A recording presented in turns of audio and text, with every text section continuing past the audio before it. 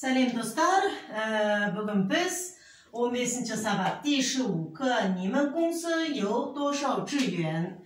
Енді біз осы сабақтың соңғы 3 сөзі қапты, жеке сөзі біз барлығымыз бірлікте жазайық. Қарап отырыңыздар, қалай жазылатынын. Соңғы сөздерінің бірі тағай дегеніміз шамамен, мөлшермен деген мағынаны білдіреді, қазақша. Тағай, төртінші тон екеуде. Та дегеніміз үлкен дегендегі та. Кай, алды ағаш.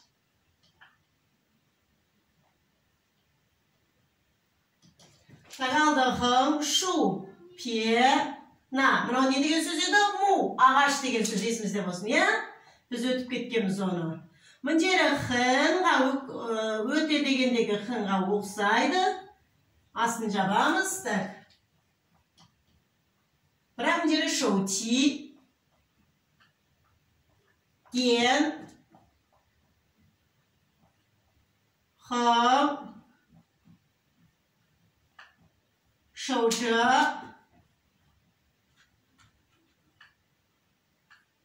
шоу-жы-пе,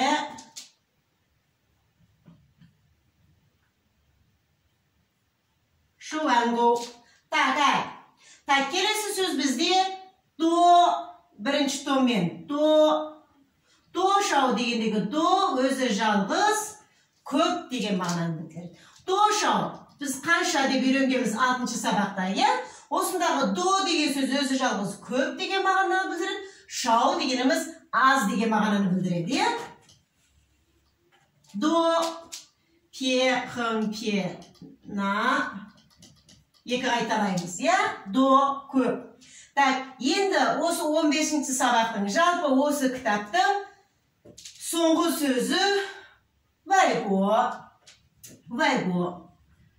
Вайго дегеніміз шет ел. Шет ел демесе, қалай айтады? Шет ел деген сөз ғой енді, басқаша қандай айтушы еді? Шет мемлекеттер, Жәнегі ваймау деген алдындағы сабақ есімізде бар ма? Ваймау, сыртқы сауда дегендегі, осындағы сырт деген сөз. Міне жердегі мұна домен ұқсап қалады, бірақ қасында міне ло деген сөз бар жерде. Вайго, ко дегенді біз оқығанбыз. Ел мемлекет, чоңго, майго, фаго, дыго дегендегі ко. Вай, міне, пехың, пена, шу, ен. Ко, шу, хың, жыку. Ішінде ваң деген әріп, фамилия дегендегі, енді бірақ, мін жерінде бір дем бар. Үй болып кететін жерде кейін түсінеміз. И асын жабамыз. Міне, бүгінге бізде вайгомыз шетеле. Сонымен біз бүгін 15-ші сабақтың соңғы сөздерін аяқтаттық. Былайша айтқанда мына бір кітаптың біз қайттық жеке сөздерін толығымен аяқтадық. Бірінші сөзі тағай, шамамен, мөлшермен. Тағай. Екіншісі көп. Вайго шет мемлекет. Шетел. Тағай. Енді біз қазір оқып шығайық. Тағай. Вайго.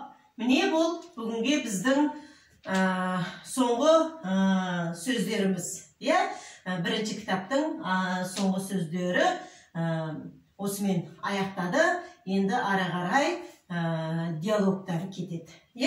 Жақсы, сау болыңыздар, сәттілік болсын.